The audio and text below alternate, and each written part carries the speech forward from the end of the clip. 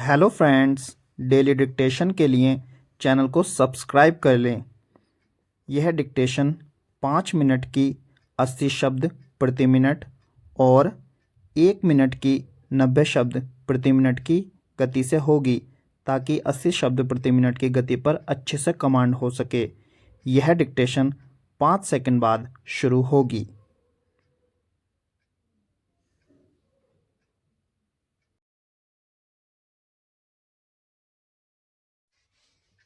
Start. मुमकिन है आप इस गांव के सभी व्यक्तियों को पहचानते हों, किंतु सागर को तो नहीं पहचानते होंगे। कहाँ से पहचानेंगे? सागर से साक्षात्कार कभी-कभी ही संभव हो पाता है। आप सोच रहे होंगे, सागर कितना सुंदर नाम है। बेशक, लेकिन यह बहुत लंबा, छरहा और दुर्बल था। शरीर ही नहीं, उसका चेहरा भी लंबा था। गनीमत थी कि लंबाई के बावजूद चेहरा कुरूप नहीं लगता था, बल्कि कहना चाहिए कि उस चेहरे में एक विशेष तरह का आकर्षण था। सागर को देखकर ही लगता कि उसकी आंखों की चमक बेमिसाल थी। आप उसकी मूंछों के बारे में पूछ रहे हैं ना? वह मूंछें भला क्यों ना होती उसकी, मगर पूनी पूनी नहीं, फीकी फीकी। यदि आपको सागर से कभी न मिल पाने का अफसोस हो रहा हो तो रहने दीजिए। दुनिया में न जाने कितने लोग ऐसे होते हैं जिनसे मिलने न मिलने से कोई फर्क नहीं पड़ता। लीजिए, आपने पूछा भी तो सिर्फ यही कि उसका धंधा क्या है। क्या बताया जाए? आपकी तरह नौकरी करने के लिए यह दफ्तर दफ्तर या दुकान दुकान नहीं डोलता फिरता था। कारखानों, मिलों या मजदूर संगठनों के भी चक्कर नहीं लगाता था।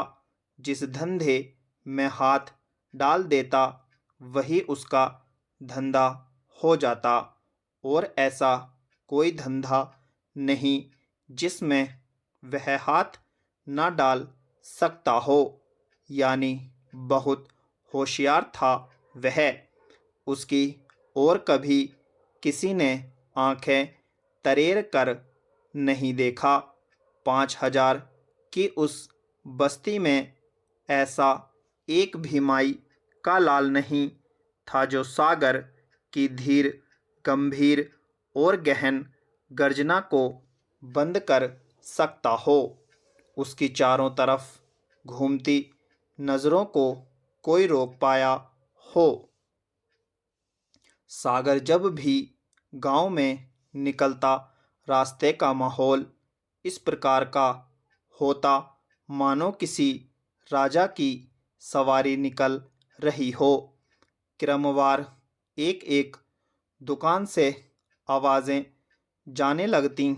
सागर भैया आइए ना, सागर भैया पान बीड़ी नाश्ता, सागर दादा यह पैंट पीस, यह बढ़िया तेल। सागर मंद मंद मुस्कुराता, धीमे धीमे किंतु तनी हुई चाल से आगे बढ़ता रहता। सलामी लेता हुआ वह बाजार के आर पार निकल जाता। आपको अचरज हो रहा है ना? सागर था ही ऐसा। हमारे गांव का दरबार भी उससे डरा करता। 3 3 भाई हैं दरबार में, लेकिन सब डरपोक। किसी मास्टर के साथ दरबार का झगड़ा हो गया और सागर को पता चला। सागर जाकर दरबार के दरवाजे पर खड़ा हुआ ही है कि तीनों भाई गिड़गिड़ाने लग गए।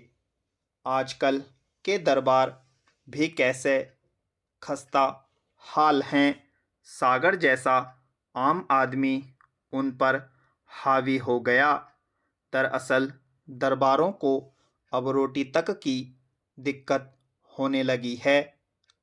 अब आप ही बताइए, गांव में दबदबा किसका होगा, सागर का या दरबार का। सागर मर्द आदमी था, शादी का नाम लेते ही विदकता। पराई बेटी को घर में लाकर मैं दुखी क्यों करूं। और वाकई उसने कभी शादी नहीं की। उसके काम धंधे का अंदाज़ा तो आपने अब तक लगा ही लिया होगा। गांव में किसी की क्या मजाल जो उसके खिलाफ एक लफ्ज़ भी बोल सके। वैसे मन ही मन चाहते तो सभी यही थे कि कमबख्त पुलिस की गिरफ्त में आता क्यों नहीं। स्टॉप।